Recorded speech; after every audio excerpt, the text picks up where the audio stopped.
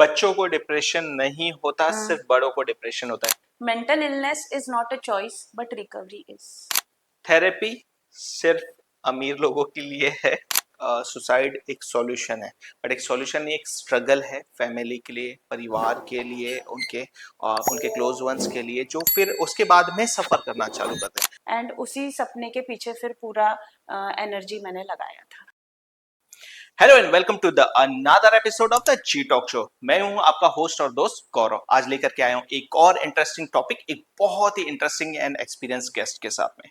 Stress, anxiety, depression, ये एक common issues हैं जो आज की डेट्स में कॉमनली देखे जा रहे हैं। इसके कारण कई ऐसी प्रॉब्लम्स होती हैं जो लोग फेस कर रहे हैं। खास करके यंगस्टर में इसकी मात्रा ज्यादा दिख रही है, और सिर्फ यंगस्टर ही नहीं, बाकी ऐसे वर्किंग प्रोफेशनल्स भी हैं, सीनियर्स पर्सन भी हैं जो इससे ग्रसित है।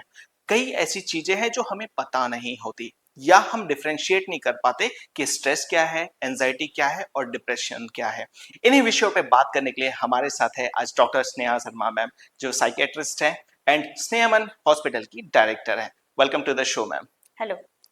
सो ma'am, before starting I just want to know कि जो मेरा कॉमन क्वेश्चन है, मैं हर डॉक्टर से पूछता हूँ, स्नेहा से डॉक्टर स्नेहा बनने का सफर, जर्नी कैसी रही, और कब आपने डिसाइड किया कि आपको डॉक्टर बनना है?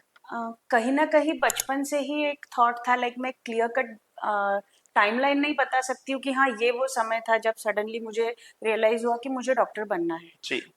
मैं मेरी फैमिली में फर्स्ट डॉक्टर हूँ, मेरे ग्रेट। फैमिली में एक भी डॉक्टर नहीं है। तो यस, पेरेंट्स की भी बहुत ज़्यादा इच्छा थी, लाइक मेरे भाई को इंजीनियर बनाया तो बेटी को मेडिकल फील्ड में डालेंगे। तो कहीं ना कहीं if I date back like fourth fifth से ही दिमाग में पहले से ही फिट था कि हाँ डॉक्टर ही बनना है। एंड उसी सपने के पीछे फिर पूरा एनर्जी मैंने लगाया था। स्नेहमन हॉस्पिटल जो पिछले 8 सालों से गोंदिया में ऑलरेडी हाँ। सर्विसेज दे रहा है, एंड इन बिटवीन क्या आपने एक्सपीरियंस किया है गोंदिया में रिलेटेड टू योर फील्ड, और क्या आप चीजें शेयर करना चाहेंगे? मेरा गोंदिया में जो स्टार्टिंग था, like it was I also remember the date, 1 अप्रैल डेट थी, it was the great. April fools day. Okay. Okay, 1 April 2017, that was my first day of clinical practice. वो समय में मैं स्टेडियम में बैठती थी, स्टेडियम में डॉक्टर चैटर्जी सर के बाजू में डॉली क्लिनिक करके जो एक जी। क्लिनिक है, वहाँ पर मैं पिछले 8 साल से थी। देन स्लोली स्लोली जो भी स्ट्रगल्स थे बीच में, थोड़ा सा प्रैक्टिस सेटअप हुआ। Then I had my first baby, तो 3-4 महीने का देन ऑलमोस्ट ब्रेक हो गया ब्रेक। था। राइट। फिर थोड़ा सा फिर से आए, थोड़ा और ऊपर उठे, and then it was Covid.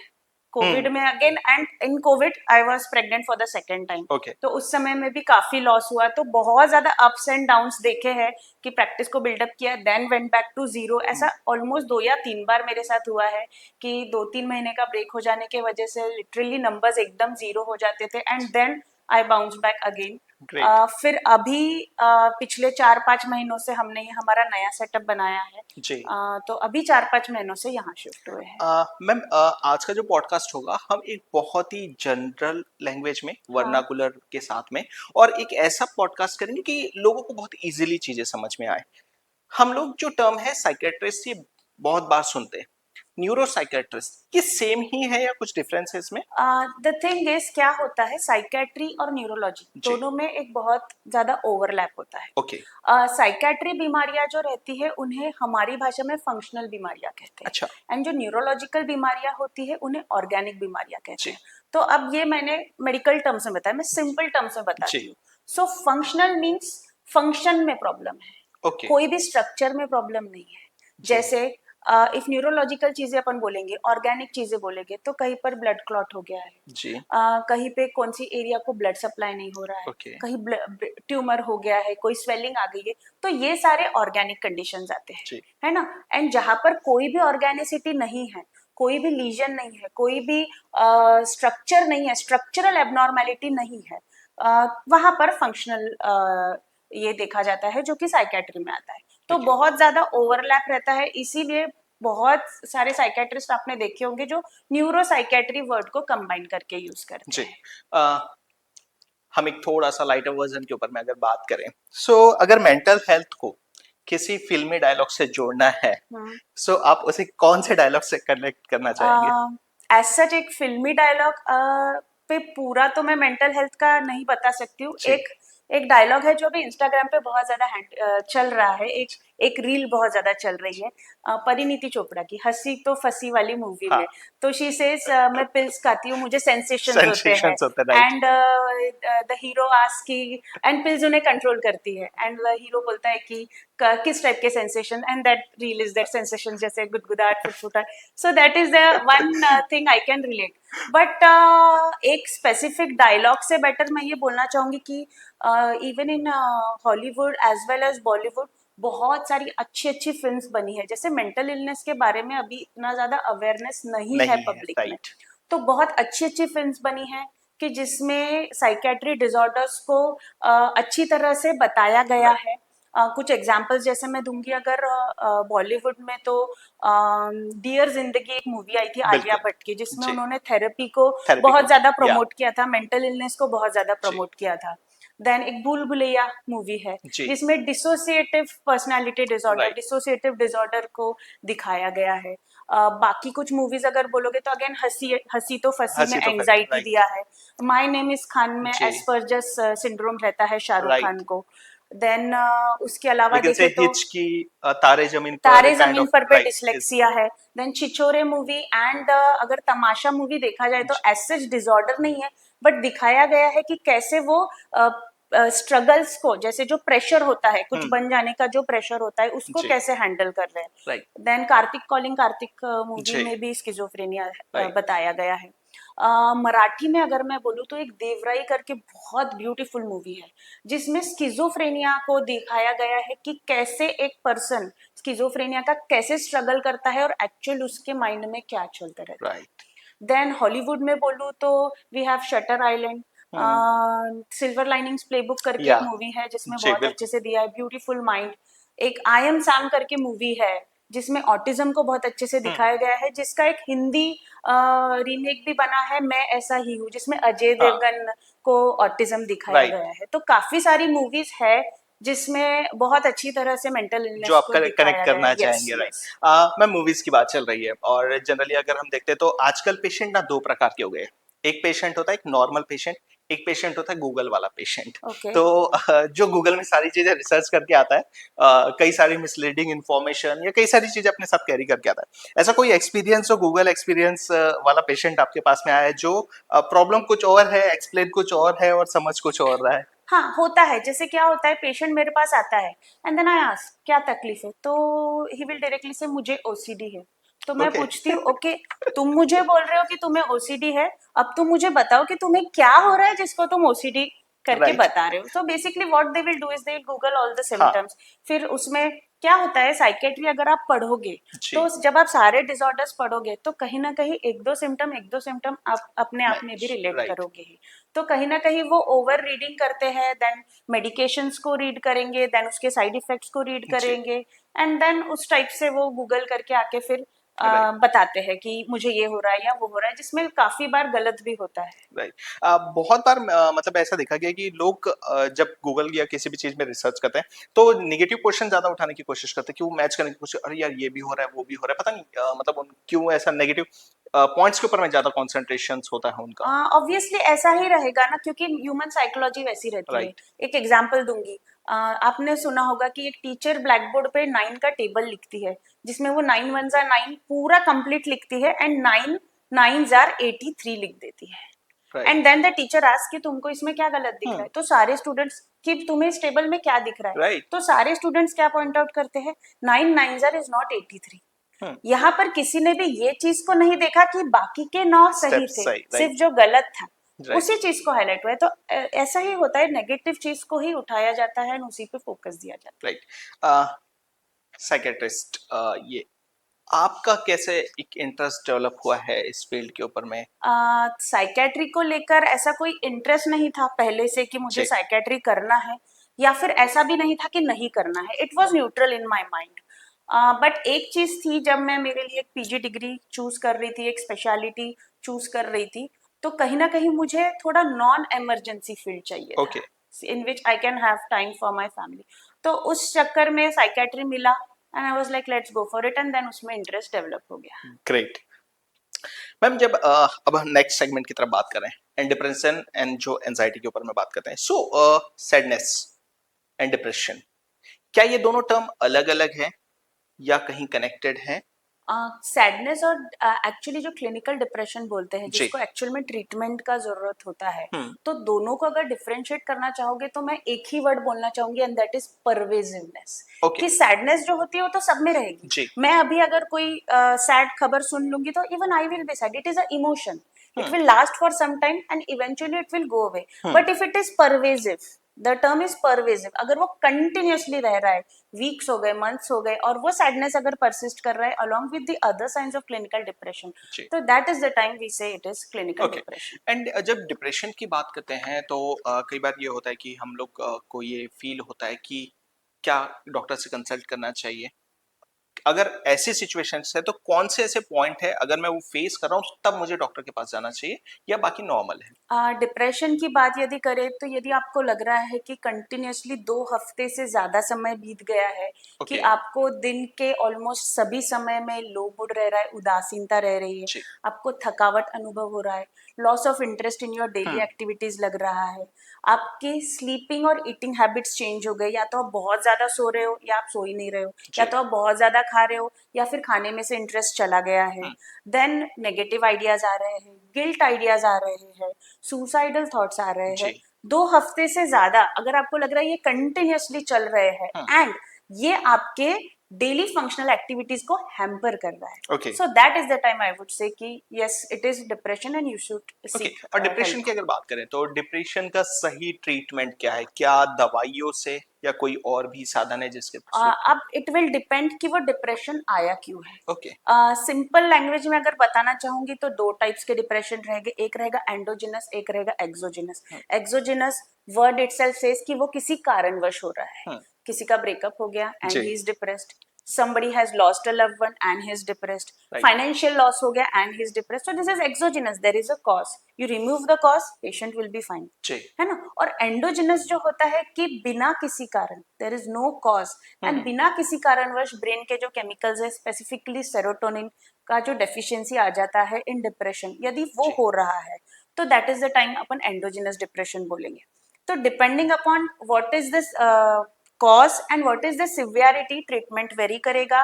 Anti depressants देना है, कितने दिन के लिए देना है, साथ में थेरेपी देना है, और या फिर लाइफस्टाइल मॉडिफिकेशन से ही काम हो जाएगा, उस पर ये चीजें डिपेंड करती है। अ, बहुत बार ये हमने अपनी लाइफ में बोलते हुए लोगों को सुना हुआ है कि डिप्रेशन जो आपके अंदर है वो आपके बहुत ज्यादा सोचने के कारण हम्म। है, उसे कंट्रोल कर लो डिप्रेशन ऑटोमेटिकली चले जाएगा। हम्म। क्या सोचने को कंट्रोल किया जा सकता है? तो इसमें ये काफी पेशेंट्स मेरे पास ऐसे आते जी। हैं कि द डॉटर इज टेलिंग कि मैम मुझे बहुत ज्यादा लो मूड हो रहा है, मुझे सैडनेस हो रही है, and mother will say madam ये तो बहुत स्ट्रांग है, इसको आप बोलो। ये तो कहीं ना कहीं बाकी के लोग पेशेंट को इस प्रकार से बोलते हैं कि तुम ये थॉट्स हम्म। तुम्हारे हाथ में है, overthinking is your hand.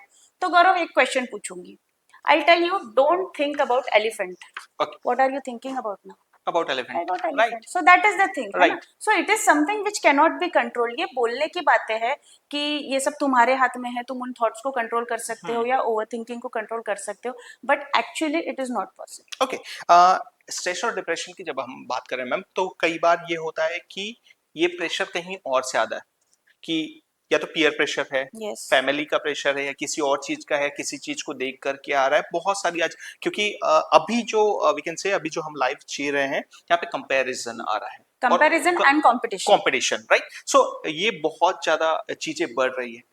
क्या ऐसी प्रैक्टिसेस हैं जिनके ऊपर में हमें ध्यान देना चाहिए या पेरेंट्स को बहुत ज्यादा ध्यान देना चाहिए?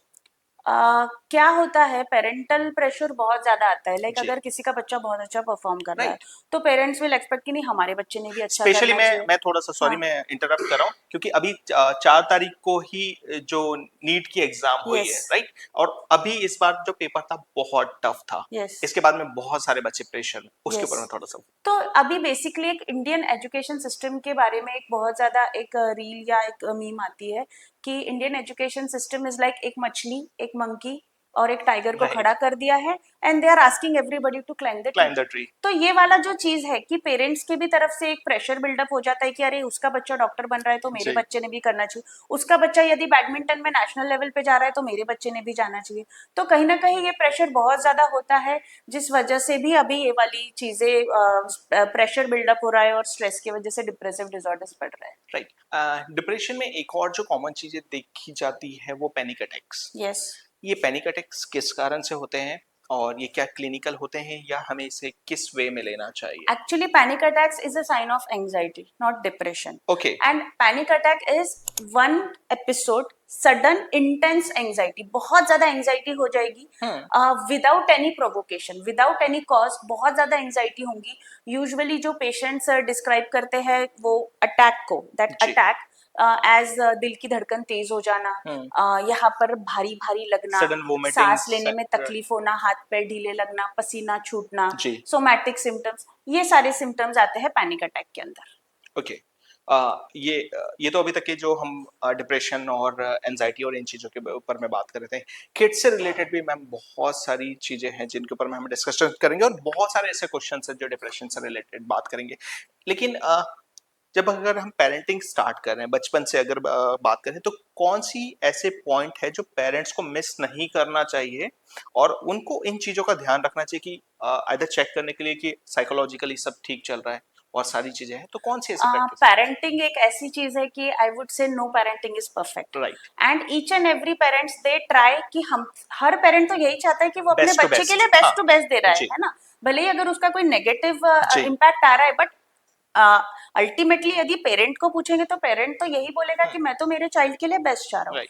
अगर बचपने से आप चाहते हो कि मैं कुछ पॉइंट्स बताऊं कि जी। जिसके ऊपर ध्यान देना चाहिए, तो अगर राइट फ्रॉम न्यूबॉर्न से अगर अपन देखें तो सबसे पहले माइलस्टोन्स पे चेक रखना चाहिए कि जो ओके। डेवलपमेंटल माइलस्टोन्स होते हैं, बच्चा सही समय पे बैठ रहा है, बच्चा सही समय से चल रहा है, जी। बच्चा सही समय से बोल रहा है ना, ये सारी चीजें समय अनुसार हो रही है या नहीं हो रही है, उसके लैंग्वेज स्किल्स कैसे है, okay. Age appropriate language development हो रहा है कि हम्म। नहीं हो रहा है, कम्युनिकेशन स्किल्स कैसे है। जी। आपने काफी बच्चे देखे होंगे कि अपन उनसे बात कर रहे हैं और वो देखते ही नहीं है, आई राइट। कांटेक्ट ही नहीं हाँ। बनाते हैं, है ना। फिर बहुत ज्यादा जिद करना, टेम्पर टैंट्रम्स रहते हैं। जी। तो ये सारी चीजों को बचपने से अपने को चेक करना है। फिर जैसे थोड़े बच्चे बड़े होते हैं हम्म। तो फिर अभी जो सबसे अलार्मिंग चीज हो रहा है that is screen time, right. है ना। तो बिल्कुल। स्क्रीन टाइम होने की वजह से बच्चे बाकी एक्स्ट्रा करिकुलर एक्टिविटीज में ध्यान नहीं दे रहे, फैमिलीज में ध्यान नहीं जी। दे रहे, वो बात नहीं करते। राइट। अपन उनको आवाज दो, they are busy in their own हाँ लैपटॉप बिल्कुल। और जी। Mobile whatever they are using. तो ये स्क्रीन टाइम की तरफ ध्यान दिया जाए। देन और जब थोड़े बड़े हो रहे हैं तो आई वुड सजेस्ट कि एग्रेशन दिख रहा है या बिल्कुल। इमोशनल विड्रॉल बिल्कुल। बिहेवियर दिख रहा है, कहीं ना कहीं we have to take check of it कि स्कूल में उसके साथ क्या हो रहा है, is right. He getting bullied और नॉट, हम्म। है ना। लाइक बिल्कुल। स्कूल में बच्चा जा रहा है, पढ़ के आ रहा है, वी डोंट नो उसके साथ में वहां राइट। पर क्या हो रहा है, तो ये सारी चीजों का चेक करें। ये सारी चीजें मैं बताना चाहूंगी। कुछ चीजें जैसे स्कूल की आपने बात करी तो मैं एनएलपी प्रैक्टिस कर रहा हूँ मैम, सो लाइक 2014 से। और जब हम लोग ये सारी चीज़ें सीख रहे थे, गोवा में हम लोग थे, हम वहाँ पे जब हमारे जो सीनियर प्रैक्टिस कर रहे थे उस समय एक प्रॉब्लम जो आ रही थी, एक ऐसी ही बच्ची जो बहुत ज़्यादा डिप्रेशन में थी, जो 12th में पहुँच गई थी। जब सारी चीज़ों को उसके बैक स्टडी किया गया, उसका काउंसलिंग करके उसकी सारी चीज़ें जानने की कोशिश करी, 7th में प्रिंसिपल ने सबके सामने उन्हें एक स्लैप किया था। हम्म वो चीज़ उनके माइंड में एंकर करके बैठ गई थी हम्म और वो एंकर निकल नहीं रहा था। हम्म सो ऐसी भी कई मेमोरीज होती हैं कि हमें ऐसा लगता है कि वो शॉर्ट टर्म के लिए क्या ये इफेक्ट डालती है? यस, ये होता है जब भी अडल्ट लाइफ में एंजाइटी, डिप्रेशन, पैनिक अटैक्स, कोई भी जब भी, या फिर इवन से पर्सनालिटी राइट। डिस्टर्बेंसेस, है ना, बॉर्डरलाइन जी। पर्सनालिटी ट्रेट्स यदि आ रहे हैं, तो कहीं ना कहीं जब हम हिस्ट्री लेते हैं तो मेनी केसेस में कहीं ना कहीं एक स्पेसिफिक चाइल्डहुड हाँ। ट्रॉमेटिक इवेंट रहता है जिसको अपन एक कोरिलेट कर सकते हैं, जिस वजह से ये सारे सिम्टम्स आ रहे राइट। मैम एक जो अब किड्स की बात करें तो एक और जो कॉमन प्रॉब्लम जो अभी मतलब अगर मैं बात करूं तो मेरे सामने ऐसे दो केसेस हैं जिनके ऊपर मैं डिस्कशन करना चाहूंगा। कि एक बच्चा है जो 7-8 साल का हो गया लेकिन अभी तक के बोल नहीं पा हैं। रहा है, ओके। या सिलेक्टेड वर्ड्स जो छोटे 2 वर्ड्स 3 वर्ड्स है वो बोलता है। सारी चेक्स हो चुके हैं बट एवरीथिंग इज नॉर्मल, वहां कहीं प्रॉब्लम? क्या साइकोलॉजिकल कोई इफेक्ट हुआ है या सारी चीजें कुछ ऐसी हो सकती है? जो बच्चे, और आपने जो अभी बोला था कि स्क्रीन टाइम बढ़ने का, और सेकंड एक जो ये है कि जो डेवलपमेंट की आपने बात की थी, वहां पे एक और बच्ची ही मेरे सामने है जो 3 साढ़े 3 साल की हो गई, वो चलने में प्रॉब्लम हो रहा है उससे थोड़ा सा, और अभी भी वो बात नहीं कर रही है। ओके। ये इश्यूज जनरली। अभी इसमें मैं क्लियर कट साइकेट्री अप्रोच नहीं बता सकूंगी, जी। इसमें अपने को उनका टोटल इवैल्यूएशन करना राइट। पड़ेगा कि अगर वो बोल नहीं रहा है तो क्या उसकी सुनने की क्षमता सही है, राइट। नहीं है। और फिर अगर ये सारी चीजें नॉर्मल है तो फिर यस, अगर कोई स्ट्रेसफुल फैक्टर है घर में जिस वजह से ये सारे प्रॉब्लम्स आ रहे जी। हैं, बट इसमें थोड़ा सा अपन कंप्लीटली साइकेट्री पॉइंट अप्रोच नहीं बोल सकते, इसमें थोड़ा मल्टी डिसिप्लिनरी अप्रोच लगता है ओके। इन केसेस में। राइट। स्क्रीन टाइम, आपने कहा इरिटेशन हम्म। बच्चों के अंदर में बढ़ा रहा है, क्या ऐसी प्रैक्टिसेस है जो करनी चाहिए? एक जो कॉमन निकल के आता है कि स्क्रीन टाइम कम कम करो। करिए, यस। राइट, लेकिन क्या होता है कि वो बहुत डिफिकल्ट है। क्या ऐसी जो आप चीजें सजेस्ट करना चाहेंगे कोई भी कि? चीज को कंट्रोल्ड वे में करो आप, ऐसा भी नहीं है कि आप मोबाइल्स दो राइट। ही मत या स्क्रीन टाइम दो ही मत, देन बच्चे का इरिटेशन बढ़ेगा कि ही वांट्स दैट। कि तो व्हाट्सएप। हर चीज को एक कंट्रोल्ड वे में दे। और कहीं ना कहीं मैं सजेस्ट करूंगी थोड़ा सा स्पोर्ट्स एक्टिविटीज को बढ़ाए जी। इन चीजों में। राइट। एंड एक जो जनरली देखा जाता है कि जो इम्प्रेशन होता है बच्चे वो माँ बाप से सीखते हैं या यस। सराउंडिंग से यस। सीखते हैं। तो कहीं ना कहीं शायद हम भी रीजन है कि हम बहुत ज्यादा उनके सामने स्क्रीन से यस, अपन यूज। लोग भी मोबाइल्स लेके बैठते राइट। हैं। इसका भी एक इंटरनेट पे बहुत ज्यादा एक आता है कि the mother she sits with a book. Hmm. हमेशा वो मदर के हाथ में बुक रहती है, तो वो बच्चों को भी बच्चों के। रीडिंग का राइट। हैबिट लगता है। तो yes, children they lead by example. Right. एक और जो साइकोलॉजिकल, जब हम बच्चों की बात करें तो मैं सॉरी इस पॉइंट को स्ट्रेस करना चाह रहा हूँ कि ये बहुत कॉमन प्रॉब्लम है, बहुत इम्पोर्टेंट है। सारे पेरेंट्स ये फेस कर रहे हैं। एक, हम बच्चों को जब मोबाइल देते हैं तो यूट्यूब में किड्स यूट्यूब अलग बनाया हुआ है, लेकिन हमने वो उनको लॉगिन ना करके दिए हुए, हमने जो हमारा नॉर्मल यूट्यूब है, नॉर्मल फोन्स है, वो उनके हाथ में हैंड किए हुए हैं। और अब क्या हो रहा है, बच्चे वो चीजें कंज्यूम कर रहे हैं जो एक एडल्ट कंटेंट है या बड़ों के लिए बनाया है, या उस प्रकार से बिहेवियर अगर आप बच्चों का देखोगे तो वो सारी चीजें वो उन्होंने यस, बिल्कुल अडॉप्ट कर चुके यू हैं। I have seen a common thing. तुम बच्चे को मोबाइल दो, राइट। ठीक है, वो वीडियो देखते रहेगा। वो वीडियो से कब शॉर्ट्स पे चले जाएगा you will not even know. Right. And जब शॉर्ट्स को स्क्रॉल किया जाता है तो कंटेंट कुछ भी आता है, जी, हंड्रेड जो परसेंट कि एक फिल्टर्ड चाइल्ड वाला कंटेंट नहीं रहता है। मेरे पास में कुछ केसेस ऐसी भी थी कि शॉर्ट्स देखते देखते कहीं ना कहीं एक दो पोर्नोग्राफी वीडियोस आ गए right. And the child got expose to जी। Those shorts also. Right. So ये सारी प्रॉब्लम्स भी हो रही, तो एक क्लियर मैसेज हम ये यहाँ पे आपको देना चाहेंगे कि अगर आपके पास में, अगर आपके पास में छोटे बच्चे हैं तो मेक श्योर कि मेन यूट्यूब आप डिलीट ही कर दीजिए अपने मोबाइल से। एक किड्स यूट्यूब, उसमें जो कंटेंट आएगा वो कहीं ना कहीं उनको कुछ एक पॉजिटिव चीजें या अच्छी जो शॉर्ट फिल्म है उसके बारे में ज्यादा अगर आप चीजों से बात करें। और जो एक चीज और जो कॉमनली सजेस्ट की कि आप डिस्कस कीजिए कि अगर आपने पर्टिकुलरली कोई फिल्म देखा, कोई वीडियो देखा, तो क्या सीखा या क्या चीजें हैं, तो इन चीजों के ऊपर में अगर आप बात करेंगे तो वो ज्यादा पॉजिटिवली इम्पैक्ट और एक करेगा। मैं ऐड करूंगी कि अनसुपरवाइज ना दे। राइट। मोबाइल दे दिया, वो क्या देख रहा है क्या नहीं, वी डोंट नो। अगर उसको सुपरवाइज दे रहे हो तो then it is no problem. Right. For a limited जी। Period of for time a limited. Supervised, कि वो क्या वीडियो देख रहा है यदि अपने को पता है तो फिर it is not a problem. Right. एक और जो कॉमन टर्म सुनने में आता है जो एक कॉमन पर्सन समझने के लिए भी बहुत डिफिकल्ट है, एडीएसडी।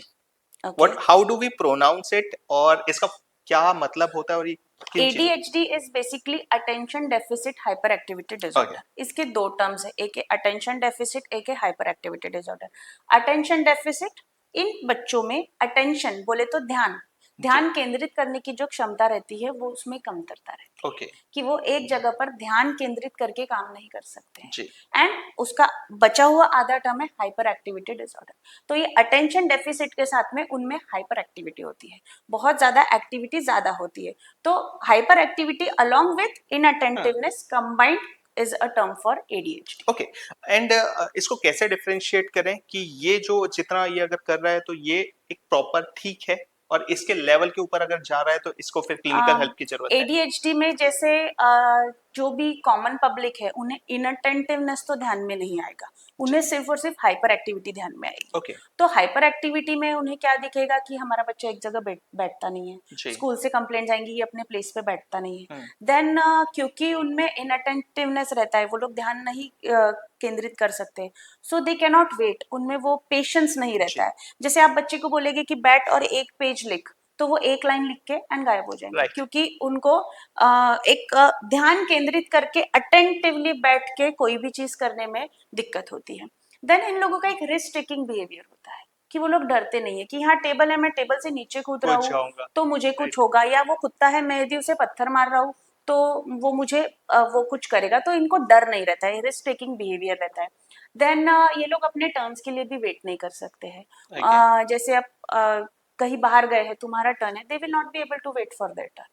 देन उसके साथ साथ यदि देखें तो एक जगह पर नहीं बैठेंगे। मूवी देखने गए, Hmm. आप मूवी देखने गए तो वहां बच्चा is suppose to sit at one place and watch the movie, Right. तो वो वहां बैठकर मूवी नहीं देखेंगे, इधर उधर घूमेंगे। डॉक्टर के वेटिंग चेम्बर में बैठे, वो एक जगह नहीं बैठेंगे, इधर हाथ लगा उधर हाथ लगा, चीजों को तोड़ना, कोई भी चीज को हाथ लगाना। तो ये सारे जो बिहेवियर्स होते हैं ये एडीएचडी के अंडर में आते Okay. हैं। तो अब आप मुझे पूछ रहे हो कि basically what is normal and what What is is abnormal, कि right? You should go for a treatment. Right. तो हर डिसऑर्डर के लिए साइकेट्री में मैं यही बोलूंगी कि the time when it becomes a problem Hmm. To the patient and the people around the patient. ADHD है, अब उस एडीएचडी के तहत वो पढ़ नहीं पा रहा है, वो क्लास में बैठ नहीं पा रहा है, वो आजू बाजू के बच्चों को हार्म कर रहा है या परेशान कर रहा है, उस एक्सटेंट तक जा रहा है, तो that is the time it is a problem and you should get it treated. Great. Ma'am अभी तक तो किड्स की हम लोग बात कर रहे थे, आज मदर्स डे भी है, यस। और हम मदर्स के लिए भी थोड़ा सा अगर एक कुछ क्वेश्चन थे जो आपसे पूछने थे कि डिलीवरी के बाद मॉम्स को कौन से मेंटल इश्यूज आते हैं और उन्हें कैसे उससे डील करना चाहिए। डिलीवरी के बाद के जो डिसऑर्डर्स रहते हैं, साइकेट्री में एक अलग ही पोस्टपार्टम साइकेट्री डिसऑर्डर्स राइट। करके एंटिटी है उन डिसऑर्डर्स के लिए। तो बेसिकली इसको ले लैंग्वेज में परसूत बोलते हैं। पेशेंट्स आते हैं, परसों जैसे राइट। परसूत हो गया था, जी। That is the thing. तो उसमें यूजुअली तीन चीजें देखी जाती है। एक होता है पोस्टपार्टम ब्लूज, कि पोस्टपार्टम के बाद में थोड़ा सा लो मूड होना, थोड़ा सा अच्छा फील नहीं करना, mild depressive symptoms, so that is the thing which comes under postpartum blues. Right. Then उसका एक जो हायर वर्जन होता है that is clear cut postpartum depression. And कभी कभी ये एक साइकोटिक रूप में भी चेंज होता है, जिसको पोस्टपार्टम साइकोटिक डिसऑर्डर कहते हैं। राइट। तो ये सारे डिसऑर्डर्स देखे गए हैं पोस्टपार्टम ओके, फीमेल्स में। क्या पोस्टपार्टम डिप्रेशन जो ये बोलते हैं ये हार्मोनल होता है हम्म। या साइकोलॉजी। ये बहुत सारा मल्टीफैक्टोरियल रहता है। ओके। कहीं ना कहीं व्हेन यू से कि एक बेबी डिलीवर हुआ है, तो मदर के लिए एंटायर उसका लाइफ चेंज हो जाता है। Before the delivery she is only responsible for herself. Okay, now the kid has come into life, now she is responsible for two people. Right. उसको दो लोगों के लिए सोचना है। नाउ बिल्कुल। अब उसकी नींद नहीं है, she has to take care and cater to one more living being, है ना। उनकी नींद डिस्टर्ब हो जाती है।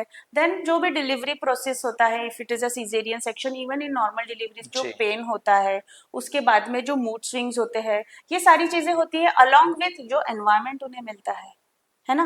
राइट। तो ये सारे मल्टी फैक्टर्स होते हैं, along with hormonal, along with psychological, along with environmental factors, जो कि पोस्टपार्टम साइकेट्री डिसऑर्डर्स में ओके। आते हैं। लोग बोलते हैं कि माँ बहुत स्ट्रांग होती है, हम्म।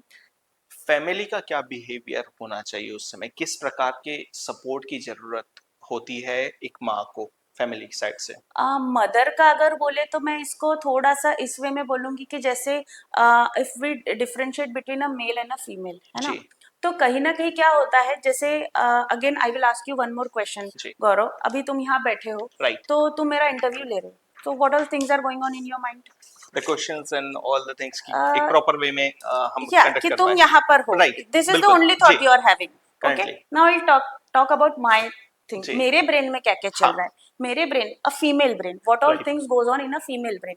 मेरे ब्रेन में चल रहा है, I have to answer to Gaurav. जी। ठीक है, आज मेरी मेड नहीं आई है, मेरे ओके। बच्चे क्या कर रहे हैं, स्कूल राइट। का वेकेशन का होमवर्क राइट। करना है, कल क्या करना है, फ्रिज में क्या है, दूध बाहर है कि अंदर रखा है। So there are multiple things which are going in my right. Mind along with being in the current scenario. तो ये जो मदर स्ट्रांग होती है वाला जो चीज है, कि ओवर बर्डन मदर्स के ऊपर होता है, कि at a time they are, वो होता है ना कि वो नौ शक्ति, है ना, जी। इतने सारे हाथ हैं right. And the female is working. तो कहीं ना कहीं फीमेल के ब्रेन में at a time one single thought नहीं रहता है। They are struggling with 10 things and managing 10 different things at one time. Great. तो कहीं ना कहीं yes, it is very true कि मदर स्ट्रांग ही होती है, फीमेल बहुत स्ट्रांग होती है। और but at the end she is also human being. Right, तो कि जो एक सपोर्ट। कहीं ना कहीं अगर बहुत ज्यादा ओवरबर्डन हो रहा है या बहुत ज्यादा प्रेशराइज हो रहा है तो she also has the right to break down. Okay, great. Ma'am, अभी तक के तो हम लोगों ने किड्स के बारे में बात की, मदर्स के बारे में बात की। एक और जो टर्म्स सुनने में आते हैं, ये साइकोसिस एंड बाइपोलर, ये डिसऑर्डर्स क्या है, और अगर आप इसे एक सिंपल लैंग्वेज में समझाएंगे तो ये क्या बोलना चाहेंगे आप इनके बारे साइकोटिक डिसऑर्डर्स जो में? जी। होते हैं जिसमें आपने कॉमन टर्म सुना होगा स्किज़ोफ्रेनिया। जी। So basically schizophrenia is a psychotic hmm. Disorder. तो इस बीमारी में क्या होता है, पेशेंट का एक touch with the reality, contact with the reality affect हो जाता है, ही loses that contact with the okay. Reality. तो बेसिक सिम्टम्स यदि मैं बताऊं साइकोसिस जी। स्किज़ोफ्रेनिया के, तो एक होते हैं हेलुसिनेशंस। इन लोगों को and usually the hallucinations is auditory hallucinations, hmm. कि ये पेशेंट कंप्लेन करते हैं कि इन्हें कानों में आवाजें आ रही आवाजें हैं। आ रही। And yes, literally they are going through it, okay. कि वो कहीं वो बैठे हैं घर में और उनका कोई नेबर है जो दूसरे गांव में रह रहा है एंड वो उनके साथ बातें कर रहा है। एंड कहीं ना कहीं पेशेंट भी उन बातों उन आवाजों को रिस्पॉन्स देता है, उनसे बात करता है। तो फैमिली मेंबर्स को क्या दिक्कत आता है कि मैडम पेशेंट को हम देखते हैं ना, वो अपने आप में बड़बड़ाता है और वो अपने आप में हंसता है, ओके। कहीं ना कहीं he is talking to those voices. तो ये एक मेजर कंपोनेंट रहता है साइकोसिस में। और दूसरा होता है डेल्यूजन। डेल्यूजन बोले तो एक फॉर्म बिलीफ, इन्हें भ्रम होता है, हम्म। शक होता है, डाउट होता है। यूजुअली जो डेल्यूजन्स होते हैं परसिक्यूटरी टाइप ऑफ डेल्यूजन्स होते हैं, कि पेशेंट्स दे फील कि समबडी इज वाचिंग मी, कोई मेरे पीछे पड़ा है, okay. People are planning against me, people are plotting against me. So they will be like, बाहर कहीं जा रहे हैं, चार लोग खड़े हैं, उन्होंने बातें करते करते पेशेंट की तरफ देख लिया, तो दे विल बी लाइक ये सब लोग मिले जुले हैं एंड ये लोग मेरे विरुद्ध कुछ तो कर रहे हैं, ये लोग मेरे खिलाफ कुछ प्लॉटिंग कर रहे हैं, ये मुझे मारने आ रहे हैं। ओके। लिटरली ये सारे सिम्टम्स के साथ में पेशेंट्स आते हैं कि लोग पीछे लगे हैं, लोग हम पे वॉच रख रहे हैं, वो जो लाइट है उसमें एक कैमरा इंस्टॉल्ड है, उन लोगों ने कैमरा इंस्टॉल कर दिया, उससे वो मुझ पर नजर रख रहे हैं। ये जो टीवी पे चीजें चल रही है मेरे बारे में चल रही है, सब लोगों को सब कुछ पता चल रहा है। हम्म। इस टाइप के जो सिम्टम्स आते हैं ये साइकोटिक डिसऑर्डर्स में ओके। आते हैं। बहुत सारे सिम्टम्स आते हैं, मैंने बहुत शॉर्ट जी में जी कुछ जी। मेन सिम्टम्स बताए हैं। नाउ अब अगर बात करें बाइपोलर डिसऑर्डर्स की, तो बाइपोलर में वर्ड में ही है bipolar, bi means two two. And polar means two poles, two okay. Opposite poles. तो बाइपोलर डिसऑर्डर्स में क्या होता है, दो टाइप के सिम्टम्स होते हैं। Either they will B manic symptoms, mania और डिप्रेशन। एक हम्म। पोल होता है मेनिया, एक पोल होता है डिप्रेशन। ओके। तो मेनिया की अगर अपन बात करें तो पेशेंट बहुत ज्यादा खुश रहेगा, हम्म। बहुत ज्यादा एनर्जेटिक, बहुत ज्यादा एक्टिविटी, बड़ी बड़ी बातें करना, मैं ये कर लूंगा, मैं सोसाइटी के लिए ये कर लूंगा, मेरे पास कोई स्पेशल पावर्स है। नींद नहीं लेना, नींद की जरूरत ही नहीं रहती है उन्हें, 4 घंटा नींद लेंगे फिर भी बहुत एनर्जेटिक, बहुत एक्टिव। ये होता है मेनिया का phase. Okay. And depression as the word suggest, hmm. Depressive symptoms. Depression. तो बाइपोलर डिसऑर्डर्स में क्या होता है, एक एपिसोड आता है, जैसे पेशेंट नॉर्मल चल रहा है, हम्म। देन एक मेनिया का एपिसोड आया, ओके। देन पेशेंट नॉर्मल चल रहा है, देन आइदर डिप्रेशन और मेनिया, ऐसे उन्हें लाइफ टाइम एपिसोड्स आते रहते हैं। Okay. Either one of the two poles, that is इसमें बाइपोलर। इसमें जैसे बाइपोलर की हम बात कर रहे हैं, तो मूवीज वगैरह में जनरली ये दिखाता है कि ये लोग बहुत ही वायलेंट होते हैं। क्या ये हाँ, वायलेंट होते हैं? बाइपोलर में जब साइकोटिक सिम्टम्स, जी। एक्चुअली देखा जाए तो वायलेंट बिहेवियर जो होता है वो यूजुअली साइकोटिक पेशेंट्स में होता है। हम्म। तो इवन कभी कभी ऐसा होता है कि डिप्रेशन में, मेनिया में साइकोटिक सिम्टम्स भी होते हैं। जैसे ओके। मैंने बताया कि उन्हें कानों में आवाजें आती हैं, हम्म। तो कानों में आवाज आ रही है, कभी कभी जो हेलुसिनेशंस होते हैं वो कमांड हेलुसिनेशंस रहते हैं, कि वो आवाजें पेशेंट्स को बोलती है कि उन्हें क्या करना ओके। है, and the patients they react, वो जो बातें जो आवाजें उन्हें हम्म। बोल रही है वो करते हैं। अब आप इमेजिन करिए, यदि आपको फील हो रहा है कि सामने जो वो व्यक्ति बैठा है वो मेरे अगेंस्ट प्लानिंग कर रहा है, वो मुझे नुकसान पहुंचाने की कोशिश कर रहा है, या वो मेरे विरुद्ध है, तो कहीं ना कहीं फिर this people they act out. Hmm. And how will they act out, they will B aggressive. तो अपने को क्या दिखता है कि वो बहुत ज्यादा एग्रेशन कर रहे हैं राइट। या बहुत ज्यादा गुस्सा दिखा रहे हैं, बट देखा जाए तो they are just acting out on their symptoms. Okay. Yes. अभी जब आप ये बात कर रहे थे कि कोई अभी लोग इसे ऐसे करेंगे करेंगे, कोई कहीं बोल रहा है और कोई कहीं यस। रिएक्ट कर रहा है। सो साइकोलॉजी और we can say psychiatry field में आपने जादू टोना हम्म। और अंधविश्वास की हम्म। ये बातों से बहुत ज्यादा एनकाउंटर किया होगा, कोई यस। सरप्राइज नहीं है। यस। क्या आपके पास ऐसा कोई पेशेंट आया है जो बोलता है कि मेरे को ये प्रॉब्लम थी और मैं ये बाबा और तांत्रिक और ये सारी चीजें कर रहा हूँ? जहाँ पे अपन साइकोटिक डिसऑर्डर्स की बात करेंगे जी तो मैं तो बोलूंगी सबसे पहले लोग फेथ हीलर्स के पास ही जाते हैं। And Gaurav, it is very clear cut. आप मुझे बताइए कि कानों में आवाजें आ रही है, कोई व्यक्ति जो यहाँ से 100 किलोमीटर दूर बैठा है वो बात कर रहा है, जी तो अगर ये कोई सिम्टम आता है तो एक कॉमन पब्लिक कैसे समझ पाएंगी कि ये एक दवाई से दूर होगा। जब मेरे पास भी पेशेंट्स आते हैं एंड मैं उन्हें बोलती हूँ कि ये जो तुम्हें सिम्टम आ रहे हैं या ये तुम्हें जो फील हो रहा राइट है ना, कि एक मेरी पेशेंट है हु फील्स कि मेरे थॉट्स सामने वाले को पता चल रहे हैं, जो भी मैं सोच रही हूँ वो आपको पता चल रहा है।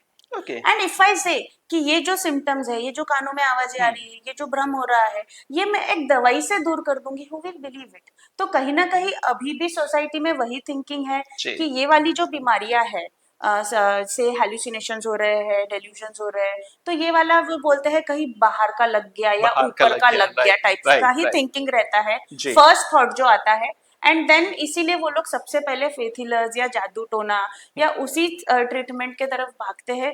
कोई है नहीं जो उन्हें रियलाइज करके दे कि हाँ ये जो चीजें हैं ये भी एक बीमारी है जो मेडिकल हेल्प से ठीक हो सकती है। राइट मेरा मेरा नेक्स्ट क्वेश्चन यही था, आपने ऑलरेडी उसको आंसर किया हुआ है। क्या ये सारी चीजें जादू टोने से ठीक हो सकती है क्या? अगर हाँ, स्ट्रेट फॉरवर्ड अगर आप आंसर करना। बेसिकली तो मेरा आंसर तो नहीं ही है, जी बट यस बहुत सी बार जब मेरे पास पेशेंट्स आते हैं, I have started them on medicine, मैंने बोल दिया ठीक है मैं 15 दिन का दवा दे रही हूँ, राइट 15 दिन बाद मुझे दिखाना। तो देन दे से कि मैडम इसके साथ साथ में ना वो एक हमारी पूजा थी या वो बाबा ने कुछ बोला है या हाँ वो है, तो ये चीज हमने करना चाहिए कि नहीं करना चाहिए।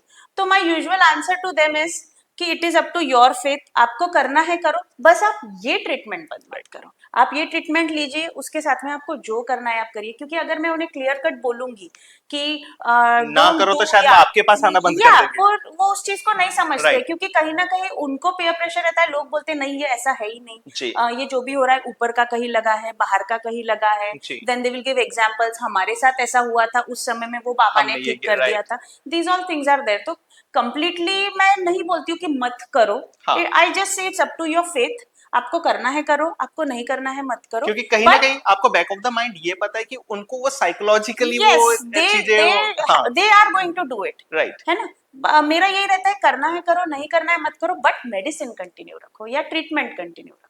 मैम बहुत सारे ऐसी एस्पेक्ट्स के ऊपर मैं तो बात किए हैं कि जो डायरेक्टली पब्लिक से रिलेटेड है। अब कुछ मेडिकल टर्म्स में भी बात करते हैं कि मेडिसिन से रिलेटेड। सो जनरली ये बोला जाता है कि जो मेडिसिन दवाइयाँ हैं वो दिमाग में चढ़ जाती है, जो साइकोलॉजिकल और साइकेट्रिस्ट से रिलेटेड जो दवाइयाँ रहती है वो दिमाग में डायरेक्टली चढ़ जाती है और वो दिमाग में असर करती है। हाँ ये तो ठीक है कि दिमाग की दवाई है तो दिमाग पे असर करेगी, लेकिन ये जो चढ़ जाती है ये वर्ड किन चीजों के लिए ये यूज करते हैं? चढ़ जाती है वाली चीज नहीं है कि पेशेंट्स को एक काइंड ऑफ स्टिग्मा है कि हमें दवाई लेना ही नहीं है। ओके पेशेंट आएगा मेरे पास में, the moment he will sit down and he will be like, symptom बताने के पहले ही विल स्टार्ट, मैडम मेरे को काउंसलिंग से ठीक करो, मुझे दवाइयाँ नहीं चाहिए। ओके तो इस टाइप का एक परसेप्शन है कॉमन पब्लिक के अंदर की साइकेट्री मेडिकेशंस जो है बहुत ज्यादा साइड इफेक्ट्स है, बहुत ज्यादा नींद आती है, इस टाइप का चीज, वो पेशेंट डल हो जाता है या काइंड ऑफ एक जॉम्बी टाइप में कन्वर्ट हो जाता है if they take psychiatry medications. इस टाइप का उनमें एक फियर रहता है जिस वजह से वो इस चीज को बोलते हैं और मेडिकेशन से डरते हैं। क्या इन दवाइयों का एडिक्शन भी होता है कि अगर मैं दवाई ना लूं तो मेरे ऊपर इसके बहुत ज्यादा असर पड़ेंगे, ऐसे भी कुछ एडिक्शंस वाले cases? Addiction in the sense medicine का, देखो मेरा ये कहना है कि no medicine is free from side effect, जी है ना। आपको बुखार होता है, हम्म आप एक पैरासिटामोल खाते हो, right, इवन पैरासिटामोल के 10 साइड इफेक्ट्स जी है ना। मैं हमेशा जब भी साइकेट्री डिसऑर्डर्स के बारे में बात करती हूँ तो हमेशा मैं फिजिकल डिजीजेस को कंपेयर करके बताती हूँ ताकि एक कॉमन पब्लिक को समझने में एक इजी जाए। जैसे सिंपल डिसऑर्डर्स जो कॉमन पब्लिक को समझते हैं, which is diabetes, high BP and thyroid, जी ठीक है। तो अब अगर ये वाले डिजीजेस डायग्नोस होते हैं, है ना, हम्म तो पेशेंट्स दवाइयाँ खाता है, ही डजंट बिल्कुल थिंक हाँ कि इसके कोई साइड इफेक्ट्स हो रहे जी हैं या इसकी मुझे हैबिट पड़ रही है ना। Once a diabetic always a diabetic, आपको वो डायबिटीज की दवा खाना ही है। जी तो कैन यू से कि वो मेडिसिन की आपको हैबिट पड़ रही है? नहीं, नहीं। क्योंकि वो शुगर बॉडी इंसुलिन बना ही नहीं राइट। रहा है, तो तुम्हें वो मेडिसिन लगेगा ही तुम्हें जी। अपने शुगर लेवल्स को कंट्रोल करने के लिए। तो जब बारी फिजिकल डिजीजेस के बारे में आती है, जो कॉमन डिजीजेस होते हैं और उनकी दवाइयों को लेकर जब बारी आती है, तो पेशेंट्स लोग नहीं डरते हैं, या वो ये चीजें नहीं सोचते कि मैं तो थायराइड की दवाई 6 साल से खा रहा हूँ, या मुझे उसकी हैबिट पड़ गई है, या जी। मैं बीपी की दवा सालों से खा रहा हूँ, मुझे उसकी हैबिट पड़ गई। बट जहां पर हमारी वाली मेडिसिन आती है, तो कहीं ना कहीं जहां पर पेशेंट को अपन ने थोड़ा सा लंबे समय के लिए मेडिसिन लेने का बोला, तो they get a kind of feeling कि हाँ, इसकी हमें हैबिट पड़ रही है। राइट। यस, एक एंटिटी है हमारे जो मेडिकेशंस होते हैं उसमें एक पर्टिकुलर ग्रुप है विच इज बेंजोडाइजिपिन्स। तो ये बेंजोडाइजिपिन्स नाम का जो मेडिसिन होती है, जी। अगर ये मेडिसिन एक प्रोलॉन्ग पीरियड के बाद ली जाए तो उसका एक हैबिट डेवलप होता है, ओके। अदरवाइज बाकी मेडिकेशंस का नहीं होता है। एक कॉमन चीज और देखी जाती है कि आप प्रेस्क्राइब करते हैं 15 दिन 30 दिन की गोलियां, ठीक है। पेशेंट जाता है, अगर 30 दिन की लिखी हुई है तो 7 दिन की गोलियां लेगा और वहां से बंद कर देगा। यस। कितना डेंजरस है बीच में, अगर आपने कोई एक पर्टिकुलर कोर्स या एक वो लिख करके दिया हुआ है कि ये आपको कंप्लीट करना है, बीच में दवाई बंद करना कितना डेंजरस? दोनों चीजें देखी जाती है कि पेशेंट को हमने 2 महीने का मेडिसिन दिया, वो 1 महीने का मेडिसिन लेगा एंड बंद कर देगा, जी। या फिर ऐसी भी चीजें देखी जाती है कि 2 महीने का मेडिसिन दिया और वो 6 महीना साल भर वही दवा सेम टू सेम कंटिन्यू लेते जा रहा है। ओके। अब डर उसमें ऐसा हो जाता है कि यदि उस मेडिसिन में हमने 15 दिन का बेंजोडाइजिपिन दिया, जो हम 15 दिन बाद जी। बंद करने वाले थे, राइट। बिकॉज उसका हैबिट जी। पड़ता है, एंड अगर वो पेशेंट सालों साल कंटिन्यू ले हाँ। रहा है तो उसको उस चीज का हैबिट पड़ेगा। Now coming back to your question की जो तुमने पूछा कि बीच में यदि ट्रीटमेंट बंद कर देते हैं तो क्या होता है, तो सारे जो साइकेट्रिक डिसऑर्डर्स होते हैं उसका जो मेन पैथोफिजियोलॉजी रहता है, कहीं ना कहीं ब्रेन में जो केमिकल्स है उसका इम्बैलेंस। ओके। अभी ये इम्बैलेंस एक दिन में तो नहीं हुआ है, जी। ये वीक्स टू मंथ्स के इसमें डेवलप हुआ है। हम्म। तो अब जब अपन मेडिसिन दे रहे हैं, इम्बैलेंस को अपन ने करेक्ट कर लिया है, पेशेंट अभी नॉर्मल है, जी। अब पेशेंट ने दवा बंद कर दिया। अब जैसे वो इम्बैलेंस रातों रात डेवलप नहीं हुआ था, तो दवाई बंद करने के बाद फिर से रातों रात तो डेवलप नहीं होगा। जी। इट तो विल। एक समय जाता है, बिल्कुल। से 10 डेज 15 डेज, हर हम्म। पेशेंट में वो अलग समय रहता है। जी। कुछ पेशेंट्स में 6 6 महीने चले जाते हैं ओके। कि वो इम्बैलेंस बैलेंस मेंटेन रहता है, वो जी। इम्बैलेंस आता नहीं। अब पेशेंट क्या सोचता है, मैं तो दवाई नहीं खा रहा हूँ, still I am fine, good. तो कहीं ना राइट। कहीं अब मैं अच्छा हो गया हूँ, मैं ठीक हो गया हूँ, हम्म। अब मुझे मेडिसिन लेने की जरूरत नहीं है। Okay. Then after a period of time slowly वो इम्बैलेंस फिर से डेवलप होता है, एंड कुछ किसी पेशेंट्स में कुछ दिनों बाद, कुछ पेशेंट्स में कुछ महीनों बाद, कुछ पेशेंट्स में 1 2 साल बाद में भी ऐसा होता है कि वो इम्बैलेंस फिर से डेवलप होता है और फिर से वो सिम्टम्स के साथ हमारे साथ ओके। वापस आते हैं। तो सजेशन यही रहेगा कि खुद से दवा बंद मत करो, you seek to the expert. Expert क्या बोलता है, क्योंकि मेडिसिन भी जब हम बंद करते हैं एब्रप्ट बंद नहीं करते, उसको एक टेपर करके बंद करने का जी। तरीका होता है जिसके थ्रू हम उसे बंद करते हैं। तो एक प्रोफेशनल हेल्प सीख करके ही शुरू करें, या एक प्रोफेशनल हेल्प सीख करके ही बंद करें। मेंटल इलनेस की जो मेडिसिन होती है, ये क्या लाइफ लॉन्ग लेनी होती है या हम्म। पर्टिकुलर एक पर्टिकुलर पीरियड्स के लिए होती है? अ, और एक और ऐड ऑन करना चाहूंगा मैं इसमें, कौन सी ऐसी प्रॉब्लम्स है जिसमें मेडिसिन एक लॉन्ग टर्म के लिए चलती है? हाँ, तो इसका आंसर यही है कि it will depend on the illness, जी। कौन से स्पेक्ट्रम में है, एंजाइटी स्पेक्ट्रम में है, डिप्रेसिव हम्म। स्पेक्ट्रम में है, साइकोटिक स्पेक्ट्रम में है, उसका कॉज क्या है, क्या फैमिली हिस्ट्री है। अगर फैमिली हिस्ट्री रहती है तो फिर मेडिकेशन थोड़ा ज्यादा लंबे समय तक लेना जी। पड़ सकता है। तो ये मैं एज सच एक क्लियर कट नहीं बोल सकती हूँ कि लाइफ लॉन्ग लेनी पड़ती है, it depends on case to case. But yes, there are cases की जिसमें 6 मंथ्स में ही ट्रीट हो जाता है and there is no need, and there are cases की जिसमें यस लाइफ टाइम भी लेना पड़ सकता है ओके। medicine। साइकोलॉजी तो वैसे ही बहुत ही मिस्टीरियस चीज है और इसमें बहुत सारे मिथ एंड फैक्ट्स की बात है, लेकिन मिथ एंड फैक्ट स्टार्ट करूं उससे पहले एक और जो चीज जो मेरे अभी ऑल ऑफ सडन दिमाग में आई है कि कुछ पेशेंट्स, जो मैं अभी कल ही एक डॉक्यूमेंट्री देख रहा था, उसमें यूएस का केस था। वो बच्ची को खुद को मारने की आदत थी, हम्म। आई थिंक आपने भी शायद वो उसको देखा होगा। वो खुद को हर्ट करना वो था। एंड उसके फादर ने फिर यूएस में ये अप्लाई किया था कि अब इस बच्ची को, मतलब उसने डेथ के लिए वो परमिशन मांगी थी और कुछ एक मेडिसिन के लिए मांगी थी कि वो मेडिसिन इलीगल थी यूएस में। तो उसने, मतलब वो जेल जाने के लिए रेडी था, लेकिन वो कुछ तो भी एक मेडिसिन थी ऐसी। तो मेरा क्वेश्चन ये है कि क्या ऐसी कंडीशंस होती है जहां पे पेशेंट अपने आप को हर्ट करना चालू कर देता है? यस, होता है। तो वो कौन सी ऐसी कंडीशंस होती है? It is right from childhood से लेकर इवन इन अडल्ट डिसऑर्डर्स दिखता जी। है। जैसे चाइल्डहुड में अगर देखें तो सेल्फ म्यूटिलेटरी बिहेवियर्स रहते हैं बहुत सारी बीमारियों में, जिसमें हेड बैंगिंग दिखता है, काटना। या फिर वो सेल्फ म्यूटिलेशन कर रहे हैं, अपने आप को मार रहे हैं, जी। है ना। इवन इन अडल्ट वाले में जो होता है डिप्रेसिव डिसऑर्डर्स में एक सुसाइडल थॉट्स रहते ही है कि जिसमें दे ट्राई टू अटेम्प्ट, वो अपनी जान देने की कोशिश करते हैं। एक और एंटिटी मैं यहाँ बताना चाहूंगी कि पर्सनैलिटी डिसऑर्डर्स। जी पर्सनैलिटी डिसऑर्डर्स में भी रहता है कि जहाँ पर repeatedly the patient tries to hurt himself or okay herself by either like cutting हाँ the wrist, slashing the wrist, या फिर और कोई बिहेवियर्स में वो इंडल्ज करता है जो सेल्फ हार्मिंग बिहेवियर्स रहते हैं। तो yes, there are a variety of disorders in psychiatry जिसमें सेल्फ हार्मिंग बिहेवियर देखा गया है, right from childhood to depressive disorders to even personality disorders. Okay. Myth and facts की बात करें तो जनरली लोग ये एक्सेप्ट नहीं करना चाहते हैं कि उन्हें एक साइकोलॉजिस्ट की हम्म जरूरत है, हम्म राइट, या फिर साइकेट्रिस्ट की जरूरत है। सो ऐसे पेशेंट्स आपने भी ये किया कि नहीं मुझे कुछ नहीं है लेकिन प्रॉब्लम्स थी। यस, इसे कहते हैं लैक ऑफ इंसाइट कि पेशेंट ओह, को अवेयरनेस नहीं है उसके बीमारी का। तो जी यस, बहुत से पेशेंट्स हमारे पास रहते हैं कि दे से कि मुझे कोई प्रॉब्लम नहीं है, बट फैमिली मेंबर्स देन हमें सिम्टम्स बताते हैं, and accordingly we treat. Right. And mental patient के साथ में एक जो माइंडसेट होता है लोगों का, वो एक उन्होंने अपनी धारणा बना के रखी है कि ये पेशेंट इसी प्रकार का होगा। हम्म सो उसमें से ये है कि मेंटल पेशेंट्स जो रहते हैं वो बहुत डेंजरस होते हैं। हम्म मिथ है फैक्ट है? सबसे पहली बात तो मैं उसी चीज को इंटरप्ट करूंगी कि वो जो टर्म है मेंटल पेशेंट, वो term itself is wrong wrong, term, right है राइट, ना। बिल्कुल। जो भी हो रहा है मैं बता रही हूँ, अगर मैं बता रही हूँ कि उसको भ्रम हो रहा है कि कोई मुझे मार रहा है, it is a symptom of the illness, है जी ना। वी कैनॉट लाइक वो टर्म मेंटल बोल के, है ना। हाँ इसी इसी वजह से इतना ज्यादा स्टिग्मा है। जी फॉरगेट द पेशेंट्स, डॉक्टर्स को बोला जाता है like I have been referred as पागलों का डॉक्टर। राइट। यस, तो पेशेंट्स तो छोड़ दो, इवन डॉक्टर्स को भी उसी स्टिग्मा से हाँ देखा जाता है। तो मेंटल पेशेंट टर्म ही यूज करना मेरे हिसाब से गलत है। बिल्कुल। He is just like any other patient, hmm and are mental patients always dangerous. Coming back to your questions, तो हमेशा ऐसा नहीं रहेगा, बट अगेन जो मैंने पहले भी बोला, एक्टिंग आउट, हम्म अगर वो अपने डेल्यूजन पे या हेल्यूसिनेशन पे एक्ट आउट कर रहे हैं, राइट। एंड वो acting out in the form of aggression आ रहा है, तो that is the time we will say कि they are dangerous. Okay. Not always. सिर्फ कमजोर लोग ही साइकेट्रिस्ट के पास जाते हैं। ये भी एक गलत चीज राइट। है ना।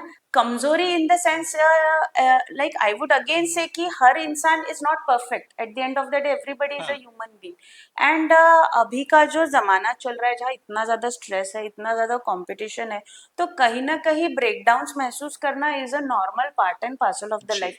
तो उसको कहीं भी अपन कमजोरी नहीं कह सकते हैं कि कमजोर लोग ही जा रहे हैं, है ना। फिर ऐसा देखा जाएगी तो फिर लाइक, और ये चीज हमेशा ब्रेन या मेंटल चीजों को लेकर ही क्यों आती है, लाइक आई वुड से जब अपन बाकी बीमारियों के लिए किसी दूसरे डॉक्टर के जी पास जाते हैं तो कभी नहीं बोला जाता है राइट। कि कमजोर है या ऐसा है, या उस टाइप का स्टिग्मा कभी भी नहीं लगाया जाता है।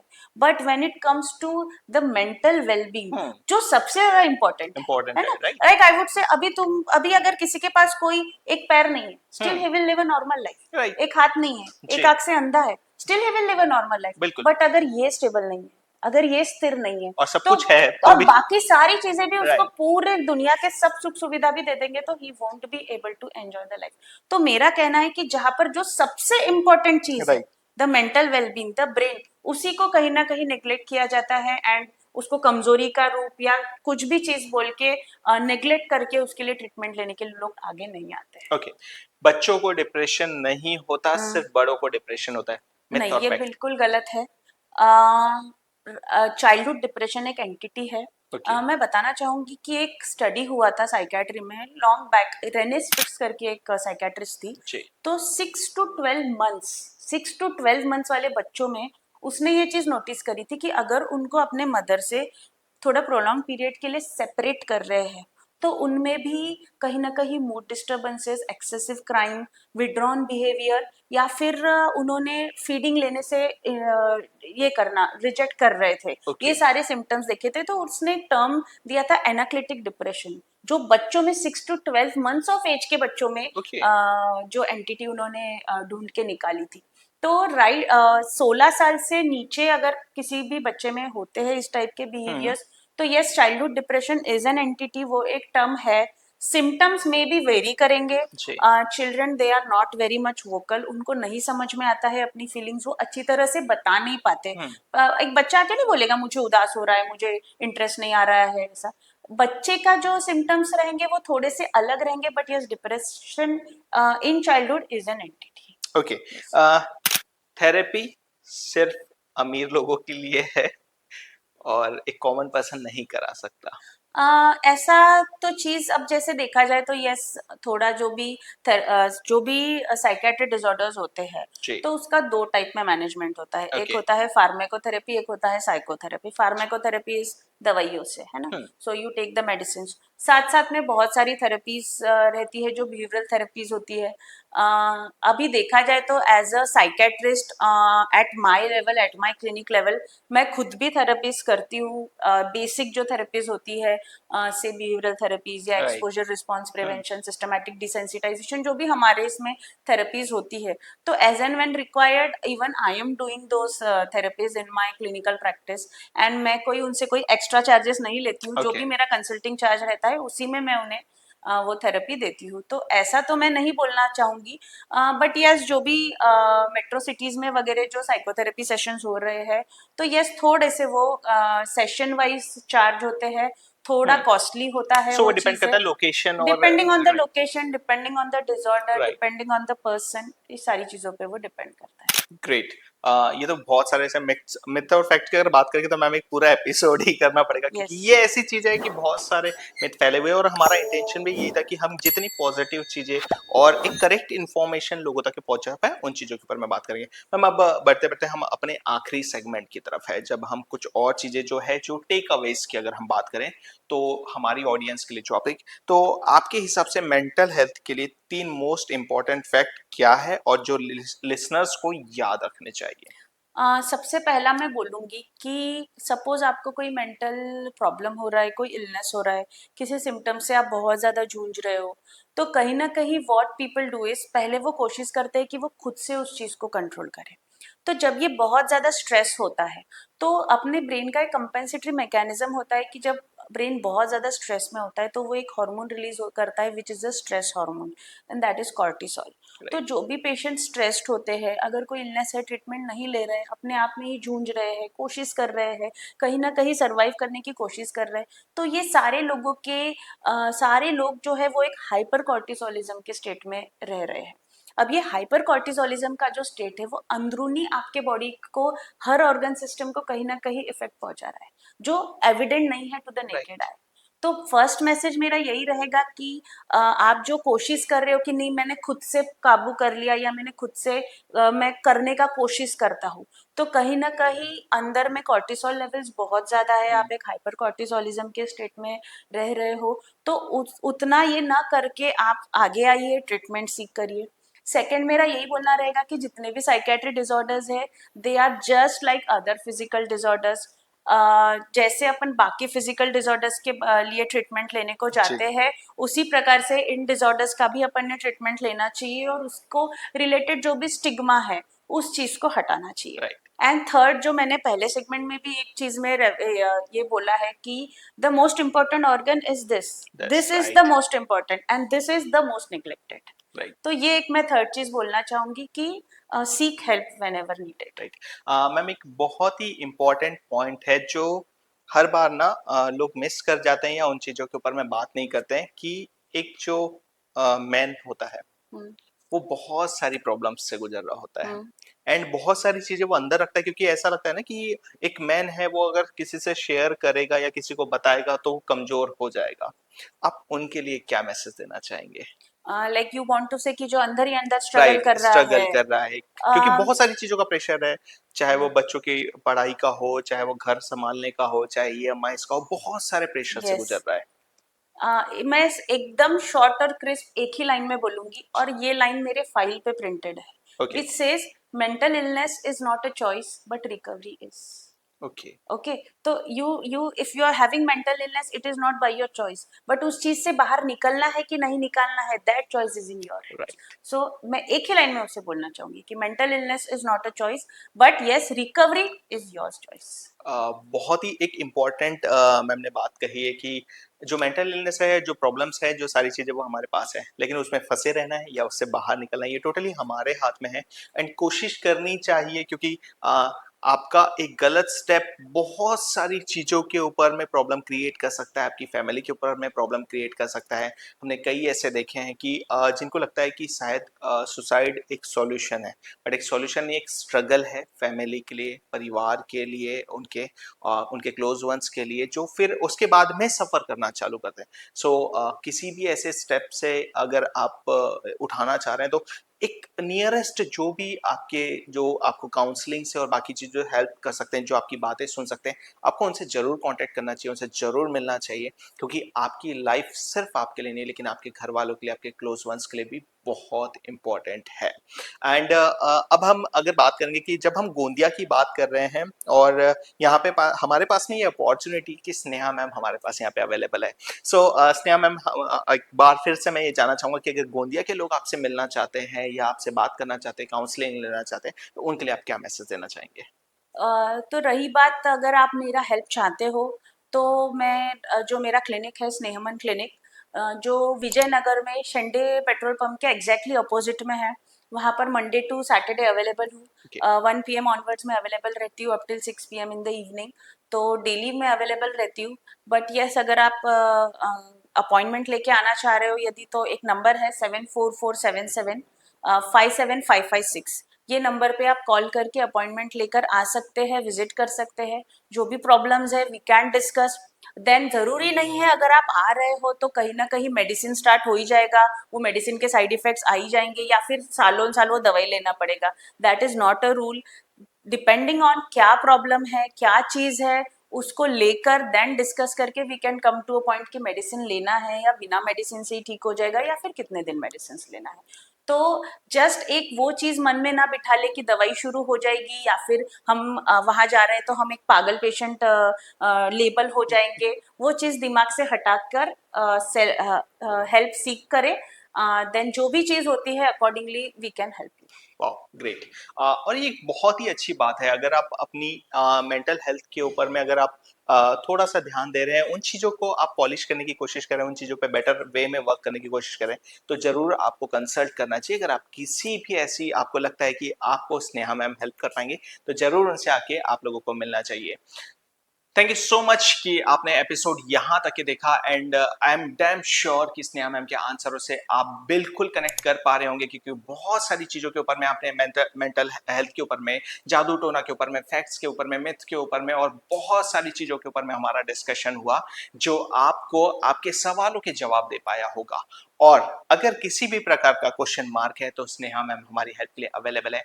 हम उनका जो कॉन्टैक्ट डिटेल्स है, उनका लोकेशन है, डिस्क्रिप्शन में जरूर शेयर करेंगे, तो आप वहां से भी उन्हें कॉन्टैक्ट कर सकते हैं। Thank you so much for watching the G talk show. मिलते हैं अगले एपिसोड में एक नए गेस्ट के साथ में, एक नई लोकेशन पे। Thank you so much.